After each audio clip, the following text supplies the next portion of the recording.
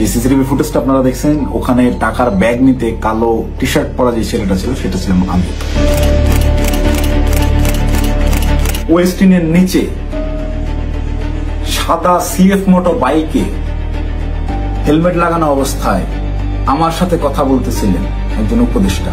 সেই উপদেষ্টা ছিলেন আসিফ মাহমুদ সজীব ভুইয়া। মোহাম্মদপুর থানার মতো একটা ছোট্ট একটা থানার একটা বৈষম্যবিরোধী ছাত্র আন্দোলনের আর সেই ছেলেপেলে মব ক্রিয়েট করতে গিয়ে ধানমন্ডি থানা ধরা খাইলো, তাদেরকে ছাড়ে আনলো কি? আব্দুর রহমান মাসুদের মতো এত বড় ফিগার, এই ইন্টারন্যাশনাল নেতা ওই রকম লোকজনদেরকে ছাড়াইতে থানায় যায় কেন যায়? খোঁজ করেন, চোখের সামনে দেখতে পাচ্ছেন কারা কারা ধনী হয়ে গেছে, কিভাবে রাতারাতি ফকির গুলা কোটিপতি হয়েছে, এটা ওপেন সিক্রেট। এবং এদের এইসব টাকা পয়সা আসছে থেকে এইভাবেই।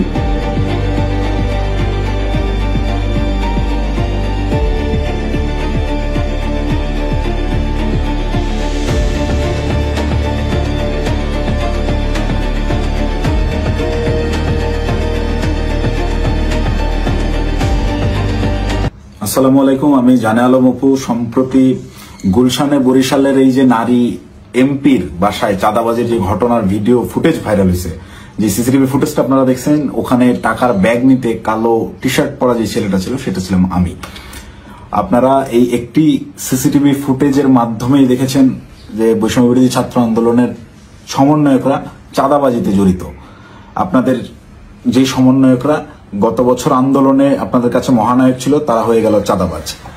কিন্তু আমার কিছু প্রশ্ন আছে। আপনারা কি জানেন যে এই যে টাকা নেওয়ার যে ফুটেজটা, এটা সকাল 9টা থেকে 10টার ভিতরকার সময়ের মধ্যে, তার ঠিক কয়েক ঘন্টা আগে ভোর 5টার সময় ওই জোনের ডিসি ওসি সবাইকে অবগত করে একদম অফিসিয়াল প্রসেসে আইনিভাবে আইন শৃঙ্খলা বাহিনী অর্থাৎ পুলিশ বাহিনীকে সাথে করে নিয়ে স্বামীর সেই বাসায় আমরা অভিযান চালাই। আপনারা কি জানেন সেই অভিযানে যাওয়ার আগে গুলশানেরই কোনো একটা জায়গায় আমার সাথে উপদেষ্টা আসিফ মাহমুদের কথা হয়? কই নিউজ মিডিয়ায় এত কিছু আসলো, এই 2 মিনিটের সিসিটিভি ফুটেজটাই কেন? আগের রাতের গোটা অভিযানের বিষয়টাকে একদম স্রেফ ধামাচাপা দেওয়া হলো কেন? ভোরবেলার সেই পুলিশ সাথে করে নিয়ে যে অভিযান চালানো হয়, ভোর 5টা থেকে 6টা পর্যন্ত টানা 1 ঘন্টা শাম্মী আহমেদের বাসায় অভিযান চলে, আইন শৃঙ্খলা বাহিনী সহ গোটা বাসা তন্ন তন্ন করে খোঁজা হয়, কোথাও শাম্মীকে পাওয়া যায় না। কিন্তু বাসা অভিযান চলাকালীন সময়ে প্রত্যেকটা জায়গায় আমরা বুঝতে পারতেছিলাম এখানে শাম্মী ছিল। তার ব্যবহৃত জিনিসপত্র, বেডের পাশে তার ফোন, তার হেডফোন, তার জুতা, এভরিথিং, তার ভ্যানিটি ব্যাগ, সবকিছু একদম স্পষ্ট বোঝা যাচ্ছিল শাম্মী এই জায়গায় ছিল। সামহাও ইনফরমেশন লিক হয়ে গেছে, সে চলে গেছে। তো যেই 2.5 মিনিটের সিসিটিভি ফুটেজ ভাইরাল করে আমাদেরকে রাতারাতি হিরো থেকে একদম ভিলেন বানানো হলো, যারা এই কাজটা করলো তাদের কাছে আমার অনুরোধ থাকবে এবং চ্যালেঞ্জ করব আমি, যদি সৎ সাহস থাকে আগের রাতের সিসিটিভি ফুটেজটা আপনারা ফাঁস করেন, দেখি কে ফোন করছে, কার কলে, কিভাবে শাম্মী বাসা থেকে বেরোইছে, এবং আইন শৃঙ্খলা বাহিনীর সাথে আমরা যে অভিযানে গেলাম সেখানে আমাদের ভিতর কি কি কথা হয়েছে, আমরা চাঁদাবাজ কিভাবে হলাম। চাঁদাবাজি তো করি নাই।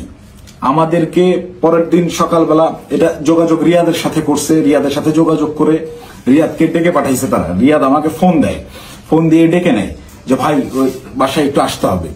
তো সে আমাকে প্রাথমিকভাবে জানায় যে শাম্মী যায় নাই, এটা এখনো আমাদের কাছে তথ্য আছে, আমি বাসায় নজরদারি করতেছি, আপনি তাড়াতাড়ি আসেন। আমি ইমার্জেন্সি যাই। যাওয়ার পরে রিয়াদ আমাকে নিয়ে ভিতরে যায় এবং বলে যে ভাই উপর থেকে ডেকে পাঠাইছে বলার পর আমরা ওকে তাহলে চল। আবার যাওয়ার আগে একটু আটকাইলাম, ও যায় অন্যরা আসুক। পরে বেশ কয়েকজনকে ফোন দিল রিয়াদ, দিয়ে বলে যে ভাই সবাই ঘুমিয়ে গেছে, কেউ আসতেছে না। তো অগত্যা আমি ওর সাথেই গেল। সিঁড়িতে রিয়াদ আমাকে টাচ দেয় যে ভাই ওরা কিছু টাকা পয়সার কথা বলছে, পোলাপানরা চাপানি খেতে টাকা পয়সা দিবে। তা আমি স্বাভাবিকভাবেই মাইন্ডসেট করে নিছি, আমরা রাতে যে কজন আসছিল আর পুলিশ সব মিলে সর্বোচ্চ 40 জন হবে। তো পুলিশদেরকে বাদ দিলে এটা 15-20 জন বা 30 জন সর্বোচ্চ। এই কতই বা দিবে, 50,000 1 লাখ টাকা হয়তো বা দিবে। এইটা একদম নর্মাল থট থেকে ভাবছি। এই ভেবেই আমি ওর সাথে ভিতরে যাই। ও আমাকে বলে দিছে যে আমি বলছি যে আমি ভাই এগুলা আমার মন সায়দের আমি কথাবার্তা বলতে পারি না, বলে আপনার কথা বলতে হবে না, আপনি রাতে খুব ভালো রোল প্লে করছেন, আপনারা ওরা ভয় পাবে। আপনি যেভাবে সব জায়গায় খোঁজাখুঁজি করছেন, চিল্লাচিল্লি করছেন, আপনারা ওরা ভয় পাবে। আপনার ফেসটা খালি দরকার, আপনি খালি আমার সাথে তাল মেলাবেন, বাকিটা আমি দেখবো। তো আমি যে গেছি তার সাথে একটু আমার ভিতরেও ওই সময় হয়তো লোভ আসছে, আমি নিজেকে কন্ট্রোল করতে পারি নাই, বা ওই মুহূর্তে সঠিক ডিসিশনটা কি হবে আমি নিতে পারিনি। খুব ইনস্ট্যান্ট, সিঁড়িতে উঠতেছি আর 2 ধাপ গেলে আমি বাসার দরজায় চলে যাবো, এতটুকু সময়ের ভিতরে আমাকে সিদ্ধান্ত নিতে হয়েছে। তো এটা আমার ভুল সিদ্ধান্ত হয়তো বা ছিল। ভিতরে গেলাম, গিয়ে বসলাম। বসার পরেই ওই শাম্মীর হাজবেন্ড এসে 5 লাখ টাকার অফার করে যে আমি তোমাদেরকে 5 লাখ টাকা দিচ্ছি, তোমরা যারা ছিলে তোমরা চা পানি খায়ও, আমরা শান্তিপ্রিয় মানুষ, আমি সারা জীবন চাকরি করছি, কোনো রাজনীতি করি নাই, চাকরির রিটায়ারমেন্ট শেষে এখানে আছি, রেস্ট করতেছি, এই বয়সে এসে আমাদেরকে আর তোমরা হয়রানি করিও না, আমি কোনো রাজনীতির মধ্যে নাই, তা আমাদেরকে একটু শান্তিতে থাকতে দাও। এবং উনি আরো একটা প্রশ্ন করেন যে আমাদের তথ্য তোমাদেরকে কে দিছে, তোমরা কিভাবে জানলা যে আমরা এখানে আছি। এই 2টা বিষয় উনি জিজ্ঞেস করেন। একটা হচ্ছে অনুরোধ করেন ওনাদেরকে ডিস্টার্ব না করতে, আরেকটা হচ্ছে ওনারা যে এই বাসায় আছেন, স্বামী যে এই বাসায় থাকেন বা ওনারা এই বাসায় আছেন, এই তথ্যটা কে দিছে। এই 2টা ইসের বিনিময়ে সে 5 লাখ টাকা দিতে রাজি হয় এবং আনতে চলে যায় এখন, যে তো আমি তোমাকে 5 লাখ টাকা দিচ্ছি, তোমরা এটা নিয়ে যাও। দেন রিয়াদ রেসপন্স যেটা করে, রিপ্লে করে, সেটা শুনে আমি রীতিমতো আকাশ থেকে পড়ছি। ও একরকম ঝাড়ি মেরেই বলে আমি চ্যালেঞ্জ করতেছি, এই আমরা যতক্ষণ ছিলাম গোটা সময়ের ওই প্রায় আমরা 15 থেকে 20 মিনিট ছিলাম, গোটা টাইমের সিসিটিভি ফুটেজ তারা ফাঁস করুক। আমার এই ভিডিও যে সাংবাদিক ভাইরা দেখবেন, আপনারা ওই বিল্ডিং আবার যান, বিবিসির সাংবাদিকরা তো আগের বার বেশ কয়েকটা ফুটেজ বের করছেন সিঁড়ি দিয়ে ওঠা নামার, আপনারা কেন সাউন্ড দেন নাই আমি জানি না। আপনারা এইবার যদি যান গোটা ফুটেজটা ফাঁস করেন, এটা আমার অনুরোধ থাকবে। তাহলে ভাই আমি একটু বাঁচি। আমাকে যেভাবে আপনার এই চাঁদাবাজ হিসেবে পরিচয় করাইলেন, ডেকে নিয়ে ভাই টাকার ব্যাগ হাতে ধরাই দিছে, চাঁদাবাজি করতে যাই নাই, জীবনে চাঁদাবাজির কোনো রেকর্ড নেই, খোঁজ নিয়ে দেখেন, গোয়েন্দা লাগান, এভরিথিং। 1 টাকার অবৈধ সম্পদ কোথাও অর্জন করছে কিনা চ্যালেঞ্জ করবো, কেউ বের করতে পারবে না। এবং সর্বোচ্চ চেষ্টা করতেছে বর্তমান এই রাষ্ট্রযন্ত্র, সর্বোচ্চ চেষ্টা করতেছে আমাকে ভিলেন বানানোর। আমার বিরুদ্ধে কোনো এভিডেন্স পাচ্ছে না, এরকম কোনো কাজে আমি কখনোই ছিলাম না, আমাকে ডেকে নিয়ে জাস্ট ইউজ করা হয়েছে। যাই হোক, ওই প্রসঙ্গে আপাতত না যাই, ঘটনায় ফিরি। এখানে রিয়াদ রিপ্লেতে বলল যে কিসের 5 লাখ, 1 কোটির নিচে কথাই হবে না, আপনাদের মানে সব বাঁচাই দিলাম, আত্মীয় স্বজনের কাছে কালার খাইতে হলো না, জেল খাটতে হলো না, কোনো কিছু করতে হলো না। আমি ভাই রীতিমতো 1 কোটি টাকার কথা শুনে হয়েছি যতটা, তার চাইতেও বেশি হয়েছি। অকপটে বলতেছে যে আপনাদেরকে জেল খাটা লাগলো না, কিছু না, আত্মীয় স্বজনের কাছে মানহানি হলো না, মিডিয়া হলো না, কোনো কিছু হলো না, এটার বিনিময়ে শুধু 5 লাখ। তখন একরকম মাথা ধরে উঠছে আমার যে এইটা কি তাহলে প্ল্যান ছিল। আমি ওই তখন থেকেই রাতে বিভিন্ন ক্লু পাচ্ছিলাম যে স্বামী বাসায় ছিল, তখন আমার মাথায় খেলে যে এটা কি আসলে প্ল্যান ছিল। তাহলে কি প্ল্যান করে স্বামীকে এরা সেফ এক্সিট দিছে এবং সেফ এক্সিট দেওয়ার বিনিময়ে এখানে কোটি টাকা নিতে আসছে। মাথায় যখন প্রশ্নটা ঘুরপাক খায়, আমি ওখান থেকে একটু উঠে চলে যাই যে আমি এইসব টাকা পয়সার ডিলিং আমি থাকবো না। তখন আবার আমার মাথায় এইটা খেলে যে আমি তো রিয়াদের সাথে আসছি, রিয়াদ আমার সহযোদ্ধা, সে আমার পূর্ব পরিচিত, তাকে এখানে একা রেখে আমি কিভাবে চলে যাই একটা আওয়ামী লীগের এমপির বাসায়? একে তো গুম করে দিতে পারে বা এর যে কোনো বিপদ হতে পারে। ওর সেফটির কথা চিন্তা করে ওকে আমি একা রেখে চলে গেলে ওর বিপদ হতে পারে, এই চিন্তা করে আমি আবার ব্যাক আসি না। যাই হয় হোক, আমাকে রিয়াদকে নিয়ে যেতে হবে, এটিনেও রিয়াদকে আমাকে তাড়াতাড়ি এখান থেকে বের করতে হবে। তো ওই ওদের কথা, ওরা বার্গেনিং চালাতেই আছে। ওটা 1 কোটি থেকে 50 লাখে নামে, 50 লাখের থেকে ওই 50-50 করবে, 25 এখন নেবে, 25 পরে বিভিন্ন রকম বার্গেনিং করতে থাকে। গোটা সিসিটিভি ফুটেজ দিলেই আপনারা দেখতে পাবেন। তো আমি যত ফাস্ট করা যায় এখান থেকে বের হইতে পারলে পারছি। তো আমি রিয়াদকে বারবার কানে কানে বলতেছি তুই এরকম পাগলামি করিস না, তুই থাম। রিয়াদ আমাকে বারবারই বলে আপনি চুপ থাকেন, দেখেন আমি কি করি, আপনি চুপ থাকেন, আমি দেখেন কি করি। তো আমি সাহস আর পাচ্ছিলাম না। উনি একটা সময় করলেন কি, পাশের রুমে গেলেন, পাশের রুমে গিয়ে কাউকে একটা ফোন দিলেন, সর্বোচ্চ 30 সেকেন্ড বা 1 মিনিট পরে একটা লোক আসলেন, এসে বেল চাপলেন, দরজা খুলতেই বাইরে থেকে একটা টাকার ব্যাগ দিল, টাকার ব্যাগটা নিয়ে গেটটা লাগাই দিলেন। ওই টাকার ব্যাগটা সোজা এনে আমার পাশে উনি রাখলেন, আমার পাশে ছোট একটা টেবিল ছিল, রাখতেই পাশ থেকে রিয়াদ আমাকে বলতেছে আপনার তো কাঁধে ব্যাগ আছেই, তাহলে ওটা ব্যাগে ভরে ফেলেন। তো আমি আমার ব্যাগের ভিতরে খাবার ছিল, আমি সারা রাত ধরে জেগেছিলাম, এখানে অভিযান চালাই বাসায় যাচ্ছিলাম, খাওয়া দাওয়া করিনি, সকালে খাওয়ার জন্য খাবার কিনছি, খাবারটাও খাইতে পারিনি। এই খাবারটা বের করে রেখে টাকাটা ব্যাগে বললাম ভরে, আমি রিয়াদকে বলতেছি চল উঠি। রিয়াদ তখন নতুন আবার কাহিনী শুরু করলো যে না, এই 10 লাখ টাকা নিয়ে যাওয়া যাবে না। সে তখন বিভিন্ন এই নেয় বিনয়, আরো টাকা দেন, আপনি টাকা লাগলে ম্যানেজ করেন, সে টাকা ছাড়া উঠবেই না। তাকে একরকম অনুরোধ করে আমি এই জায়গা থেকে তুললি যে ভাই তুই আর ঝামেলা বাড়াইস না, তুই চল, আর তুই যদি বেশি ঝামেলা করিস তাহলে আমি এই টাকার ব্যাগও ফেলাই, আমি চলে যাই, তুই একা হ্যান্ডেল করবি। কারণ এখানে টাকা পয়সা এরকম তুই কোটি টাকা নিবি এটা আমাকে বলে অবস্থা। এটা যদিও আমি বাইরে এসে বলছি লাস্টের লাইনটা। রিয়াদও দেখি আমি যখন বলছি আমি চলে যাবো তোকে ফেলে, তখন রিয়াদ একটু ভয় পেয়েছে এবং রিয়াদ আমার পিছে পিছে চলে আসে। তো বাইরে আসার পরে রিয়াদ আমার সাথে একরকম প্রচন্ড রাগারাগি শুরু করে যে দেখেন আপনি কি পাগল নাকি, আপনার জন্য হইলো না, আপনি মাত্র 10 লাখ টাকা নিয়ে চলে আসলেন কেন। আমি ওরে উল্টা ঝাড়ি মারতেছি, বাট তুই পাগল নাকি, একটা মানুষের বাসায় গিয়ে ওখানে ক্যামেরা আছে, এই আছে, সবকিছু আছে, একটা মানুষের বাসায় মানুষ কি কোটি টাকা ঘরে রাখে, তুই একজন মানুষের বাসায় গিয়ে আন্দাজে বলতেছিস আমাকে 1 কোটি টাকা দিতে হবে। লোক বলতেছে টাকা নাই, তুই বলছিস ম্যানেজ করে এনে দেন।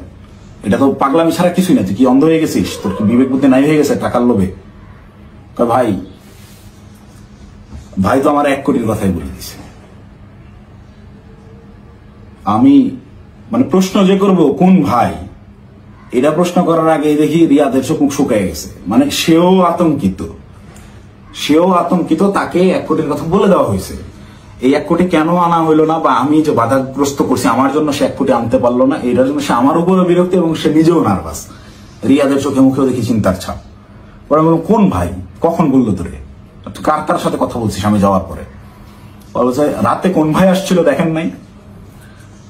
তখন আমি 30 সেকেন্ডের মধ্যে চুপ করে থাকি, ভাবতে থাকি। যখন রাতে কোন ভাই আসছিল এইটার সমীকরণটা আমার মাথায় মেলে এবং রিয়াদকে আমি বলি যে ভাইয়ের সাথে কথা বলে আসলাম তুই কি সেই ভাইয়ের কথা বলতেছিস। রিয়াদ বলে হ্যাঁ। কয় আপনি বুঝতেছেন না ওখানে ক্যামেরা আছে, সবকিছু আছে, সবকিছুর সামনে আমি 1 কোটি টাকার সাহস করতেছি, এটা কি এমনি। তখন আমার কাছে একটু হলেও বিশ্বাসযোগ্য মনে হচ্ছে না আসলে এইটুকু একটা ছেলে ও 1 কোটি টাকা চাই ফেলছে, ক্যামেরা আছে এটা জেনে সহ ও জানে। কিন্তু এই বাসায় আমরা 3-4 ঘন্টা আগেও পুলিশ সহ অভিযান চালাই গেছি, বাসার কোথায় কি আছে সব জানা। ও খুব ভালো মতো জানে এখানে সিসিটিভি ক্যামেরা আছে, সব রেকর্ড হচ্ছে। তারপর ও বিন্দু পরিমাণ ভয় ছাড়া ও অকপটে 1 কোটি টাকা চেয়ে ফেলছে। তাহলে অবশ্যই ওর কথার কিছুটা হইলেও সত্যতা আছে, ওর পেছনে ওই রকম ব্যাকআপ আছে। তো আমি একরকম মন খারাপ করে চলে যাচ্ছি, আমার মাথায় কিছু কাজ করতেছে না। তো রিয়াদ আমাকে জোর করে টেনে রিক্সায় তুলে ওই টাকার ব্যাগ সহ ঢাকার বিভিন্ন জায়গায় ঘোরাঘুরি করতে গেছে। আমাকে বিভিন্নভাবে কনভিন্স করতে থাকে ভাই উনি তো বলছে। আমি নেমে আসার পরেও রিয়াদ গেটে ছিল, ওদের সাথে বার্গেনিং করে আসছে, 2 দিন সময় দিয়ে আসছে যে 2 দিন পর আমরা আবার আসবো, এটা বলে আসছে। তো আমাকে বলতেছে ভাই ওনাকে 2 দিন সময় দিয়ে আসছি, 2 দিন পরে কিন্তু আসতে হবে, আমাদেরকে টাকা তুলতে হবে। আমি ওর কথা বাড়াইলাম না, বললাম দেখা যাবে। আমি খালি চাচ্ছিলাম এখান থেকে আমি কাটতে পারলে পাচ্ছি, আমি কিসের মধ্যে পড়ে গেছি। এই ভাবে রিয়াদ চলে গেল ওখান থেকে ওই ওর বাসার দিকে। খুব সম্ভবত এটা মধ্যবাটা বৈঠাখালী নামের একটা জায়গায় যাবে, সেই জন্য একটা সিএনজি নিল এবং আমাকে ছেড়ে দিল। আমি আমার মতো চলে গেলাম এবং যাওয়ার সময় আমি ওকে জিজ্ঞেস করলাম তুই টাকাগুলা কি করবি। ও বলছে ভাই পোলাপান যেগুলো আসছে পোলাপানকে দিতে হবে, তারপর ওই বাকি টাকাও তুলতে হবে, সব টাকা একসাথে তুলে তারপরে তো এটা ভাগাভাগির হিসাব। আমি টাকাই তো তুলতে পারলাম না, এটা তো যা দিচ্ছে এটা তো আজকের পোলাপানেরই খরচ, পোলাপানের চাপানি খেতে দিছে। আমি একটু চিন্তায় পড়লাম, তারপর আমি বললাম তাহলে পোলাপানটা দিয়ে দিস। ও বলছে ওকে, বিকালবেলা ইনশাল্লাহ এটা ভাগাভাগি করব, আপনাকে ফোন দিয়ে জানাবো। তো বিকালে আমি এর মধ্যে আমি বেশ কয়েকজনের সাথে রাতে যারা ছিল তাদের বেশ কয়েকজনের সাথে যোগাযোগ করি এবং তাদের কথাবার্তা আমি সরাসরি স্বীকার করি নাই বা বলি নাই যে রিয়াদ এরকম করছে। তাদেরকে আমি বিভিন্নভাবে ঘটনাটা সম্পর্কে অবগত করার চেষ্টা করি যে তোর এরকম কিছু হয়েছে কিনা বা রিয়াদ কোনো টাকা পয়সা দিয়েছে কিনা। তো সবাই অস্বীকার করতেছে, মানে যারা আসছিল এই অভিযানটা চালাইতে তারা কেউ এই বিষয়ে অবগতই না। তার মানে এখানে ওই যে আমাদের গ্রুপে ইনফরমেশন দেওয়া হলো অমুক বাসায় আওয়ামী লীগের এমপি আছে বলে ছাত্রদেরকে চেতায় দেওয়া হলো, চেতায় দিয়ে এই ছাত্রদেরকে মব করতে পাঠানো হলো। ওখানে ছাত্রদেরকে পুলিশ বাহিনী সহ ওই এমপির বাসায় পাঠাইয়া ওই পরিবারকে ভয়ভীতি প্রদর্শন করা হলো। করার পরে ছাত্ররা সবাই যে যার মতো বাসায় চলে গেল। তারপরে চাঁদাবাজের দল চাঁদাবাজি করতে আসলো। ঘটনা এইটাই। এখান থেকে মাঝখান থেকে সাধারণ ছাত্ররা ব্যবহৃত হইলো। এই ব্যবহারের তালিকায় সেদিন আমিও পড়ছি, আমিও ব্যবহৃত হয়েছি এবং বিভিন্ন সময় বিভিন্ন ঘটনায় এরা এইভাবে বিভিন্নভাবে ছাত্রদেরকে ব্যবহার করে এইসব করে। তারপর বিকালবেলা রিয়াদ আমাকে ফোন দেয়, ফোন দিয়ে ডাকে হচ্ছে রামপুরায়। তো এমনিতেই আমি হাতিরঝিলে যেতাম, তারপরের দিন আমাদের বেসরকারি বিশ্ববিদ্যালয়ের প্রোগ্রাম হাতিরঝিলে, সেই প্রোগ্রামের বাস্তবায়ন কমিটিতে ছিলাম, ভেন্যু পরিদর্শনের জন্য যাওয়ার কথা। এমনিতেই যাইতাম, তো ওর কথা শুনে আমি একটু হাতিরঝিল থেকে আগায় গেলাম রামপুরার দিকে। তো ওর সাথে যখন যাই সে আমাকে বিভিন্নভাবে কনভিন্স করার চেষ্টা করে যে ভাই আপনি অপ্রস্তুত হয়ে পড়ছেন এটা বুঝছি, কিন্তু এটা এভাবেই হয়, এরকমই আপনি বলার জন্য আপনি জানেন না। সে আমাকে ইনায় বিনায় বিভিন্নভাবে প্রলোভন দেওয়া শুরু করে যে আপনি এ যাবত আপনি কয় টাকার মালিক, আপনি কয় টাকা কামাইছেন। আমি ওকে ডিরেক্ট বলি যে ভাই এই মাসে আমার সেমিস্টার ফাইনাল পরীক্ষা গেছে, আমি টিউশন ফি দিতে পারি না, জন্য পরীক্ষা দিতে পারিনি। আপনার জায়গায় যদি আমি থাকতাম, রিয়াদ সরাসরি আমাকে বলছে, আপনার ফেস যদি আমার থাকতো, আমি যদি আপনার কেন্দ্রীয় যে পদ, সেই পদ যদি আমার থাকতো, এতদিন আমি কমপক্ষে 20 কোটি টাকা কামাইতাম। রিয়াদ আমার মুখে বলছে আপনি একটা বলো। তো আমার এই কথাগুলো শুনে আরো বেশি খারাপ লাগতে লাগলো যে কি বলে, প্রচন্ড মন খারাপ। আমি ওকে বলি যা হয়েছে বাদ, আমরা হাতি জেলে যাই, প্রোগ্রামের কি অবস্থা দেখি। আমার মূল কনসার্ন আমার আবার সাংগঠনিক কাজে ফেরা। হাতি জেলের প্রোগ্রামের ওইটা পরিদর্শন করে ওই জায়গা থেকে সন্ধ্যা হয়ে গেছে। রিয়াদ আমাকে কন্টিনিউয়াসলি পুশিং করে যাচ্ছে। সে আমাকে নিয়ে মহাখালী যায়, মহাখালী ওখানে ইয়ামাহার শোরুম থেকে সে আমাকে একটা বাইক কিনে দেয়। এবং এটা সে প্রায় সময় এরকম হয়েছে যে রাত বেশি হয়ে গেছে, আমি বাসায় ফেরার জন্য সেফ কোনো কিছু যানবাহন পাচ্ছিলাম না। ম্যাক্সিমাম টাইম আমাকে ওই উবার ভাড়া করে যাইতে হইতো। আমি ওদের কাছ থেকে টাকা ধার নিতাম এবং প্রায়শই এটা বলতাম যে আমার একটা বাইক থাকলে খুব ভালো হতো। এইটাকে সে কাজে লাগে, আমাকে একটা বাইক কিনে দেয়, সে আমাকে সাথে করে নিয়ে গিয়ে, এবং সে আমার পিছনে বাইকে চড়ে ঘুরে ঢাকা শহরের বিভিন্ন জায়গায়। এবং পরবর্তীতে পরের দিন অনুষ্ঠানটা শেষ হয় কোনো মতে, 18 তারিখের প্রোগ্রামটা শেষ হওয়ার পরেই সে রাত্রেবেলা আমাকে ফোন দেয় যে ভাই 2 দিন তো হয়ে গেল, আমাদেরকে ওই বাকি 40 লাখ টাকা আনতে যাইতে হবে। এটা তো 1 কোটি নেওয়া যাইতো, আপনি খালি পাকনামি করে 50 লাখ নামালেন। তখন তো আমি অস্বীকার করি, না ভাই আমি এইসব কাজে আর যাবো না। দেন আমাকে ডিরেক্ট ব্ল্যাকমেল, আপনি ওই টাকা দিয়ে বাইক কিনছেন, আপনার ফুটেজ আছে তো, আপনি বাইক কিনছেন, শোরুমে ডকুমেন্টস আছে, আপনি তো এটার পার্ট, আপনি তো টাকা ভোগ করছেন, আপনাকে তো যাইতেই হবে। তখন আমার মাথা রীতিমতো কাজ করা বন্ধ করেছে যে আমি তো পুরো ট্র্যাপে ফেসে গেছি। আই হাই, বাইকটাই আমি কেন নিলাম, আমার ভোটার আইডি কার্ডটাই ওখানে আমি কেন দিলাম, আর এই হারামজাদাটাকে আমি গেলাম বা কেন, প্রচন্ড রকম আফসোস শুরু হলাম। আমি কিসের মধ্যে পড়লাম এরকম ভাবতে হবে। সারা রাত আমার ঘুম হয় না। আমার ফেসবুকে গেলে এখনো ওই দিন আমার দেওয়া যে স্ট্যাটাসটা, আমি প্রচন্ড মেন্টাল ট্রমায় আছি। তার আগের রাত, সারা রাত ধরে গত বছর জুলাইয়ের সেই আন্দোলনের স্মৃতিগুলা, এই আমার ভাইদের রক্তাক্ত সেই দেহগুলা, এই গুলি চালানোর দৃশ্যগুলো সবকিছু আমার চোখের সামনে ভাসতে থাকে। আমার ভাই সারা রাত ঘুমায় নাই যে কি করলাম, কি হচ্ছে, কি এটা কি। মানে আমি পরের দিন সকালে এটা পোস্টও করছি যে আমি প্রচন্ড মেন্টাল ট্রমায় আছি, জুলাইয়ের ওই স্মৃতিগুলো আমার মাথা থেকে যাচ্ছে না, আমার চোখের সামনে ভাসতেছে, আমি ঘুমাইতে পারতেছি না, নিজেকে অসহায় লাগতেছে। এই ধরনের একটা পোস্ট করছিলাম এবং এটা তখন আমার বাস্তব ফিলিংস ছিল। আর উপরে এর আবার রিয়াদের ফোন আসেই, কখন বেরোবেন, কখন আসতেছেন, এই এরকম করতে করতে সন্ধ্যাবেলা আমি বাংলা মোটর অফিসে গেলাম। সেখানে একটা প্রেস ব্রিফিং করা হয় 18 তারিখের প্রোগ্রামে, বেশ কিছু প্রবলেম ছিল সেগুলো নিয়ে। প্রেস ব্রিফিং শেষে রিয়াদ আমাকে বলে উপরে ওয়াটারফল রেস্টুরেন্টে গিয়ে আপনি বসেন, আপনার সাথে কথা আছে। আমি ওয়াটারফল রেস্টুরেন্টে গিয়ে বসি। রিয়াদ সমস্ত ছেলেপেলেকে নিচে নিয়ে গিয়ে চা খাওয়াইয়ে পাঠিয়ে দিছে। পাঠিয়ে দিয়ে সে ওয়াটারফলে আসে এবং আমাকে বলে যে সোজা সাপটা এখন যাইতে হবে, গিয়ে টাকাটা নিয়ে আসতে হবে। আমাকে 2 দিন সময় দেওয়া হয়েছে, 2 দিন পার হয়ে গেছে, আর কোনোভাবে কালক্ষেপণ করা যাবে না, প্রচুর চাপ আসতেছে, আপনি চলেন। তো আমি একরকম চিপাই পড়ে গেছি। ওর কথা শুনে আমি ওই জায়গায় যে রেস্টুরেন্টে বসছি, ওইখান থেকে বের হওয়ার অপশন নাই। তো আমি বাধ্য হয়ে বললাম আচ্ছা চল দেখা যাক। তো এই দিন গিয়ে আমি সর্বোচ্চ চেষ্টা করছিলাম যে কিভাবে এটা এড়ানো যায়। আমি গেটের সামনেই হোন্ডা থামায় ভিতরে ঢুকে দারোয়ানের সাথে কথাবার্তা বলে ওদের উপরে গিয়ে 2টা বেল চেপে আমি খালি ওটা টানতেছি, যারা বাসায় নেই আয়, তুই দরজা খুলবে না, আয় আয়, এই বলে ওকে বের করে নিয়ে আসছি। নিয়ে আসার পরে আবার হোন্ডা টান দিয়ে চলে আসছি। তারপর থেকে ওই দিন থেকে আমি ওর সাথে যোগাযোগ করা বন্ধ করে দিছি। টানা 2 দিন ওর সাথে আর যোগাযোগ করি নাই। ও আমাকে মেসেজ দেয় বিভিন্ন ভাবে, আমি যে টাকা নিছি, আমাকে যে ট্র্যাপে ফালানো হচ্ছে, এইটা বারবার সে উল্লেখ করার চেষ্টা করে। আমাকে মেসেজ করে, ভাই টাকা নিয়ে হারায় গেলেন, খোঁজ নাই কেন। প্রত্যেকটা মেসেজে টাকা শব্দটা মেনশন করে, যেন পরবর্তীতে সেটা স্ক্রিনশট আমার বিরুদ্ধে ব্যবহার করতে পারে, বা আমাকে বোঝায় যে তুমি যে টাকা নিচ্ছ এটা কিন্তু এভিডেন্স আছে। আমাকে ব্ল্যাকমেল করার চেষ্টা করে।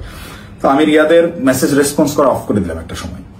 এবং যখন দেখলাম আমি ট্র্যাপে ফেসে গেছি এবং ওরা যা বলে আমাকে তাই করতে হবে, তখন আমি রিয়াদের সাথে সম্পূর্ণরূপে যোগাযোগ করা বন্ধ করে দিই এবং রিয়াদকে বলি তুই যদি আমাকে এইগুলা নিয়ে চাপ দিস তাহলে আমি কিন্তু সমস্ত কিছু ফাঁস করে দেবো, এবং ওই বাসায় তুই যদি আরেকবার যাস আমি এখনই ওই বাসার লোককে ফোন দিব, সে যেন থানায় বলে রাখে, পুলিশ দিয়ে তোদের যেন ধরায় দেয়, অথবা এই সিসিটিভি ফুটেজ যেন ফাঁস করে দেয়, আমার যা হবে হবে, তোদের এইসব আমি আর মানতে পারতেছি না। দেন রিয়াদও ভয় পেয়ে যায়, একরকম ও আমাকে থ্রেট মনে করা শুরু করে। ও দেখে রিয়াদ আর ভয় আমার সাথে যোগাযোগ করতেছে না। এবং সর্বশেষ যে ঘটনাটা ঘটে, রিয়াদ যেদিন ধরা খায় সেই দিন সে আমাকে না জানায় গেছে, সে আমাকে থ্রেট মনে করা শুরু করে। এবং এইটা সে তার উপর লেভেলের যে ভাইরা আছে, যে ভাইরা তাকে নিয়ন্ত্রণ করে, সেই ভাইদেরকে সে জানায় যে অপু এটা পজিটিভলি নেয় নাই, প্রচুর সমস্যা করতেছে। আর আসলে পজিটিভলি নেওয়ার মতো না, এই এক্সপিরিয়েন্স আমার লাইফে ফার্স্ট টাইম। তো রিয়াদ ওই দিন যে গেল আমাকে সম্পূর্ণরূপে না জানায়, এবং আমার কোনো আগ্রহ ছিল না, আমি ওইটাতে যাইও নাই, এবং আমি যাব না জন্যই, ওদের এই ট্র্যাপে আমি আর ইউজ হব না জন্য প্রচন্ড রাগে ক্ষোভে আমি একরকম ওই ফোন টোন সব অফ করে একটু সাইলেন্ট হয়ে যাই, যে আমাকে যেন না পায়। আমার ভালোই লাগতেছে না, আমার বিবেকের তাড়নায় আমার মন চাচ্ছিল আত্মহত্যা করি। মানে আমার কিছু করার নাই, ওরা ব্ল্যাকমেল করা শুরু করছে, আপনি হুন্ডা কিনছেন, এই করছেন সেই করছেন। রিয়াদ যেদিন অ্যারেস্ট হয়ে প্রথমে থানায় গিয়ে প্রথম স্টেটমেন্টই এটা দিছে যে এই জায়গায় চাঁদাবাজি জানে আলম অপু করছে, টাকা জানে আলম অপু নিছে, সেই টাকা দিয়ে সে বাইক কিনছে। মানে এইটা পূর্ব থেকেই ওকে শেখানো স্টেটমেন্ট।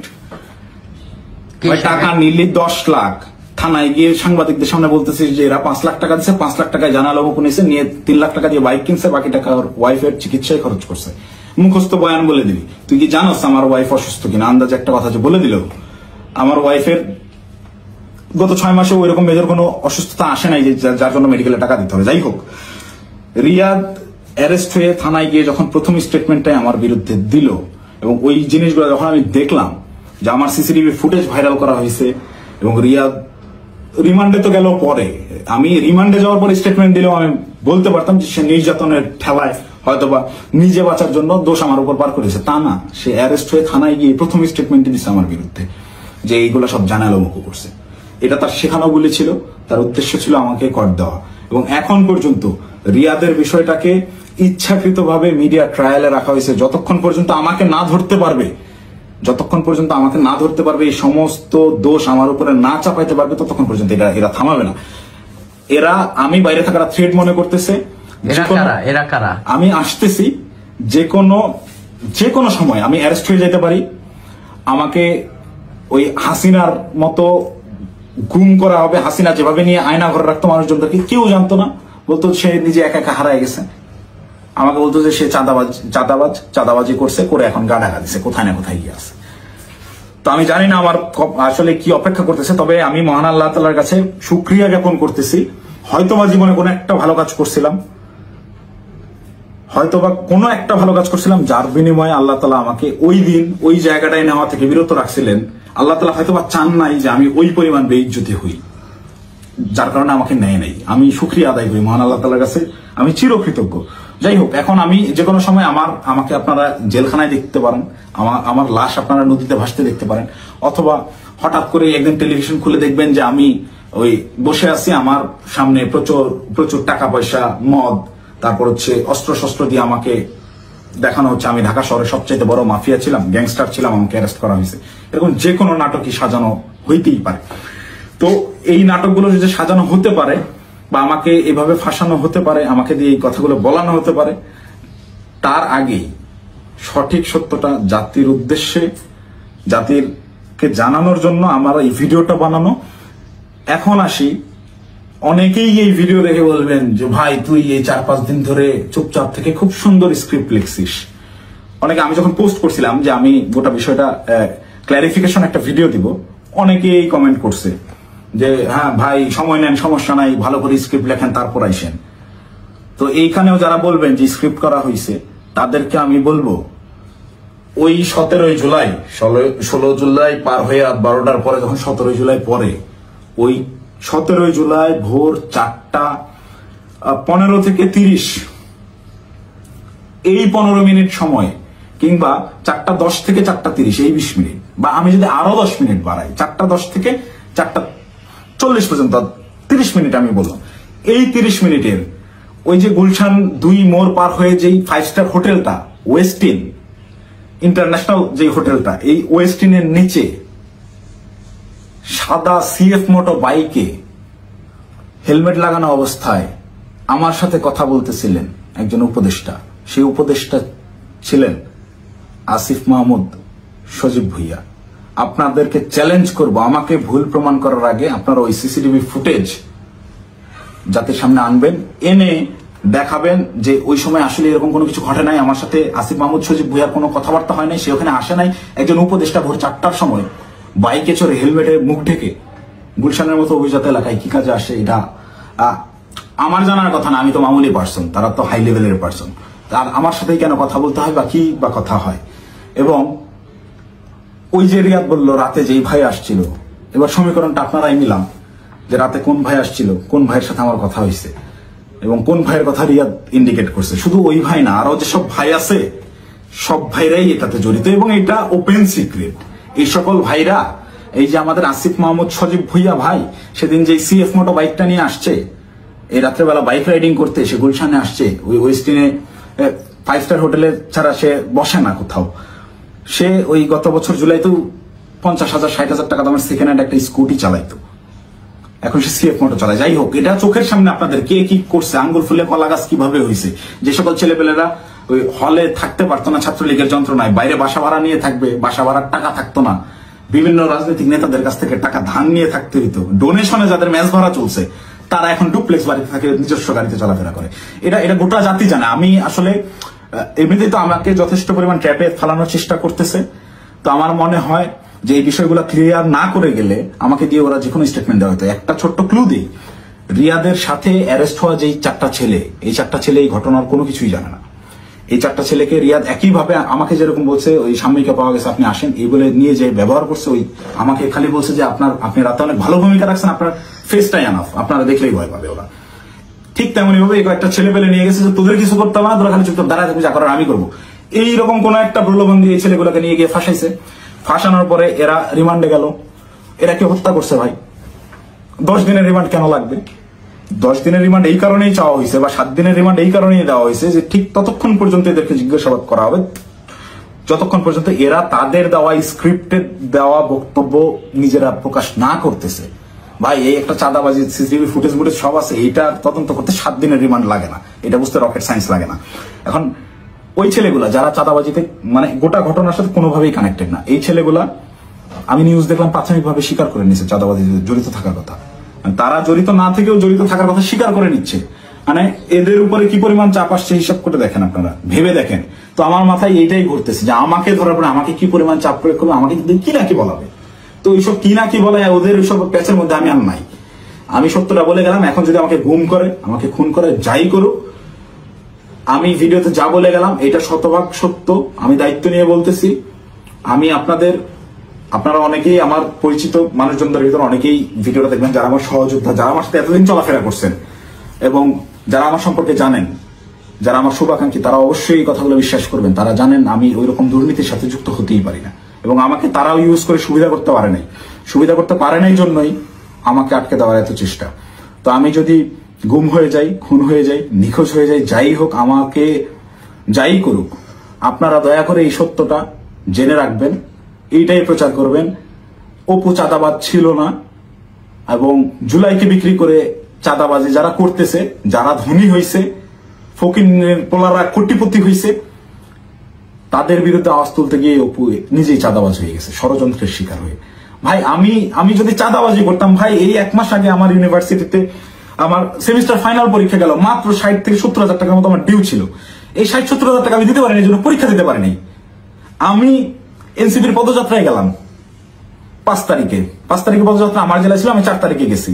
আত্মীয় স্বজন, বাসার ফ্যামিলি মেম্বার সবাই জানে যে আমি আমার জেলায় সমাবেশ, এই কারণে আমি পরীক্ষা দিচ্ছি না। আসলে আমি টাকার অভাবে পরীক্ষা দিইনি। আপনার ইউনিভার্সিটিতে খোঁজ নিয়ে দেখেন, আমার পোর্টালে গিয়ে দেখেন আমার ডিউ কত টাকা। আমি রেজিস্ট্রার স্যারকে মেইল করছিলাম যে স্যার আমাকে পরীক্ষা দেওয়ার পারমিশন দেওয়া যায় কিনা, তারা আমাকে পরীক্ষা দেওয়ার পারমিশন দেয় নাই ডিউ রেখে। আমি এনসিপির সমাবেশে যাই 4 তারিখ, আমার বউয়ের কাছ থেকে 4,000 টাকা ধার নিয়ে যাই এবং ওই টাকা শেষ হওয়ার পরে আরেক ফ্রেন্ডের কাছ থেকে 2,000 টাকা ধার আনি। এভাবে ধার দেনা করে চলা লোক আমি যদি চাঁদাবাজি করতাম, ওদের মতো কোটি কোটি টাকার মালিকই হইতাম, ওদের সাথে লিয়াজো করে এইসব করতাম, আমাকে এত কষ্ট দিন যাপন করতে হইতো না। তো আমাকে চাঁদাবাজের যে নাটক করে আমাকে চাঁদাবাজ বানায় ভিলেন বানানো হইলো, এদের জন্যই, এদের সাথে থেকে জুলাই এইরকম সংগ্রাম করছি, মানে আমার মাথায় খেলে না। আমি জুলাইতে, আপনারা যারা আমাকে আগে থেকে চেনেন তারা দেখছেন কিভাবে আমি একদম মুমূর্ষ অবস্থায় হাসপাতালে 13 দিন 14 দিন করেছিলাম। 30% রিকভার করছি। অর্ধেক অসুস্থ অবস্থায় হাসপাতালের বেড থেকে চিকিৎসাধীন অবস্থায় আমি উঠে গিয়ে আবার আন্দোলনে যোগ দিয়েছি। আমার মন মানতেছিল না, আমার বিবেক কোনোভাবেই থামতেছিল না, আমার মস্তিষ্ক মাঠেই পড়েছিল না, আমার ভাইদেরকে হত্যা করতেছে, এটা আমি মানতে পারবো না। তো একইভাবে এই চাঁদাবাজের ঘটনায় যেভাবে আমি ফেসে গেলাম, আমার মাথায় এইটাই ঘুরছে না, এটাতে আর সায় দেওয়া যায় না, এটা আমি সায় দিতে পারবো না। সেদিন থেকেই আমি বিরূপ আচরণ শুরু করি, এইসব চিন্তা ভাবনা আমার মাথায় ঘুরতে থাকে। আমি ওই জুলাই যে সংগ্রাম আপনাদের জন্য করছিলাম সেই সংগ্রাম সবসময় জারি রাখবো। আমি কখনো চাঁদাবাজি করি নাই ভাই, ওইটা আমার রক্তে নাই। আমার মায়ের ফোন গত 8 দিন ধরে আমি ধরার সাহস করি না। আমার মামাকে কন্টিনিউয়াসলি ফোন দিয়ে যাচ্ছে। আমার আম্মা আমাকে ওই শিক্ষা দেয় না, আমার বাবা আমাকে ওই শিক্ষা দেয় না। আমি মার ফোন ধরে যে হ্যালো বলবো, এই হ্যালো বলার সাহস আমি করতে পারিনি এখন পর্যন্ত। আম্মুকে আমি হ্যালো বলার পরে উত্তরটা কি দিব? আমাকে আপনারা চাঁদাবাজ বানায় দিলেন ভাই।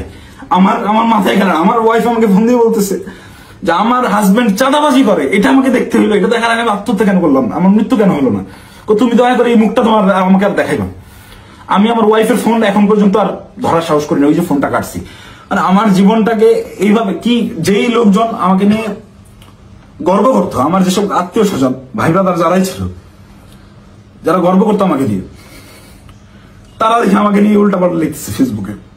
যে সকল লোকজন বিভিন্ন রকম কাগজপত্র, অমুকের মামা, তমুকের খালা, অমুকের বউ, এরে ট্রান্সফার, ওরে প্রমোশন, আমার বাসায় বা কমপক্ষে 100 জন বিসিএস ক্যাডারের সিভি বইরা আছে, যারা আমার পিছে পিছে ঘুরছে, এই কাজ করে দেবো, ওই কাজ করে দেবো। এইসব লোকজন কোটি কোটি টাকার অফার, এগুলো কাজ আমি করি নাই জীবনে, করে সচিবালয় গিয়ে তদবির করি নাই। এদের কোনো প্রবলেম না। আমার এগুলো আমি বলে রেখে যান, দেখা যাবে হোয়াটসঅ্যাপে মেসেজ, ভাই দেখতেছি, পরের দিন থেকে আমি ইগনোর করি রীতিমতো।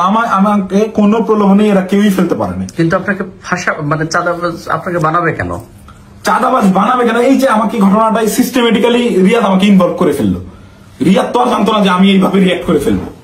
রিয়াদ এটা কন্টিনিউয়াসলি করে। রিয়াদের বিরুদ্ধে প্রচুর অভিযোগ। ওর পেছনে শুধু ওর ওই মাঝরাতের ওই ভাই না, আরো অনেক ভাই জড়িত। ওকে অনেক ভাই শেল্টার দেয়। সেসব ভাইদের সাথে রিয়াদের কত ঘনিষ্ঠ সম্পর্ক, তার ছবি আপনারা দেখছেন। একটা কোলে নিয়ে ছবি তুলে, একটা ঘাড়ে নিয়ে ছবি তুলে। এটা এমনি এমনি না।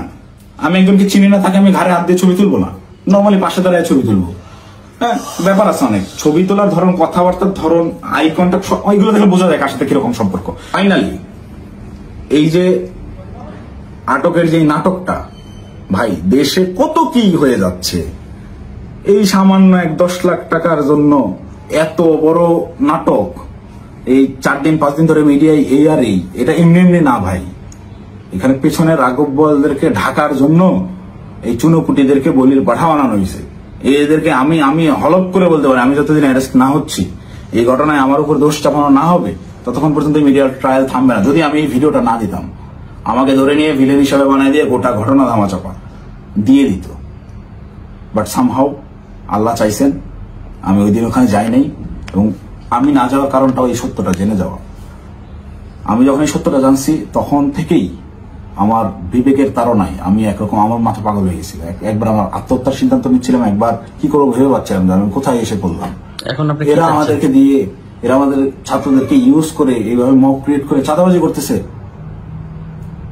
আরে ভাই, এই ছাত্রদের রক্তের উপরে যারা এরা উপদেষ্টা হয়েছে, মানে নর্মাল থিঙ্কিং করেন। আপনি যখন এটা ভাববেন, আপনি ওই দিনগুলো যখন স্মরণ করবেন, আপনার চোখের সামনে একজন গুলি গেছে, রাস্তায় রক্ত পড়ে আছে, রক্তটা আপনার চোখের সামনে ভাসতেছে। এই রক্তের উপরে দাঁড়ায় থাকা একজন লোক যখন এই রক্ত যারা ঝরাইছে সেই সকল ছাত্রদেরকেই আবারও ইউজ করে স্বার্থ হাসিল করতেছে। আমি তো মিথ্যা কথা বলতেছি না। খোঁজ করেন, চোখের সামনে দেখতে পাচ্ছেন কারা কারা ধনী হয়ে গেছে, কিভাবে রাতারাতি ফকির বলা কোটিপতি হয়েছে। এটা ওপেন সিক্রেট। এবং এদের এইসব টাকা পয়সা আসছে থেকে এইভাবেই প্রত্যেকটা গ্রুপ। এই যে মোহাম্মদপুর থানায় আহ্বায়ক গ্রেফতার হইল, মোহাম্মদপুর থানার মতো একটা ছোট্ট একটা থানার একটা বৈষম্যবিরোধী ছাত্র আন্দোলনের আহ্বায়ক, যে ভোলা থেকে উঠে আসছে একটা ছেলে, সবাই মাত্র পলিটেকনিক পাশ করে আসছে, অনার্সে ভর্তি হয়েছে, বিএসসি করতে ভর্তি হয়েছে। এই ছেলে ঢাকা ইউনিভার্সিটিতে পড়ুয়া স্টুডেন্টের কাছে 1 কোটি টাকা চাঁদা চাচ্ছে। আর সেই ছেলে পেলে মব ক্রিয়েট করতে গিয়ে ধানমন্ডি থানা ধরা খাইলো, তাদেরকে ছাড়া আনলো গিয়ে। আব্দুল রহমান মাসুদের মতো এত বড় ফিগার। আব্দুল রহমান মাসুদ তো এখন ইন্টারন্যাশনাল নেতা হয়ে গেছে। সে একটা সেদিন একটু ইসে দেখলাম, সে বলছে আমাকে দেশের সবাই চিনে, ইন্টারন্যাশনাল নেতারাও চিনে। সে ইন্টারন্যাশনাল নেতা হয়ে গেছে। এই ইন্টারন্যাশনাল নেতা ওই রকম লোকজনদেরকে ছাড়াইতে থানায় যায় কেন যায়? ওই রাব্বি নাম ছিল ছেলেটার, মোহাম্মদপুরের রাব্বি। ওই রাব্বি যদি কট খায় ওই জায়গায়, আব্দুল রহমান মাসুদের নামটা ফ্যাশ হয়ে যায়। আব্দুল রহমান মাসুদকে, ওই রাব্বিকে সেভ করতেই হবে, কিচ্ছু করার নাই। সে মিডিয়ার সামনে ওই জায়গায় তোপের মুখে পড়ছে আন্নান মাসুদ, তাও রাব্বিকে ছেড়ে আসে নাই। পুলিশের সাথে নেগোসিয়েশন করে নিয়েই আসছে রাব্বিকে তারা ছাড়বে না। কিন্তু এই ঘটনাটাই আমি তো ধরা ছোঁয়ার বাইরে ছিলাম। রিয়াদকে তারা সেভ দিলেও আমি তো বাইরে ছিলাম, যে কোনো মুহূর্তে ফাঁস করতে পারি। এই ভয়ের জায়গা থেকে রিয়াদকেও আর বাঁচায় নাই যে দুইটাকেই আটকাতে হবে। আমাকে ধরার জন্য সর্বোচ্চ চেষ্টা করতেছে। আমি কতক্ষণ বাইরে থাকবো, কতক্ষণ টিকে থাকবো আমি জানি না। যে কোনো সময় আমার যে কোনো কিছু হয়ে যেতে পারে। তো আমি গোটা জাতির কাছে সত্যটা বলে গেলাম, এবং সেই দিন সিদ্ধান্তহীনতায় হোক কিংবা লোভের বশবর্তী হয়ে হোক, আমি যে ভুল কাজটা করে ফেলছি, রিয়াদের প্ররোচনায় করে ওই জায়গায় বাসায় ওনাদের দেওয়া ওই টাকাটা হাতে নিয়েছি, এইটার জন্য আমি গোটা দেশবাসীর কাছে ক্ষমা প্রার্থী এবং আমি আমার দোষ স্বীকার করে নিচ্ছি। এবং আমি প্রচলিত আইন অনুযায়ী, যেহেতু আমার নামে মামলা হয়েছে, আমি বিচার ফেস করতে রাজি আছি।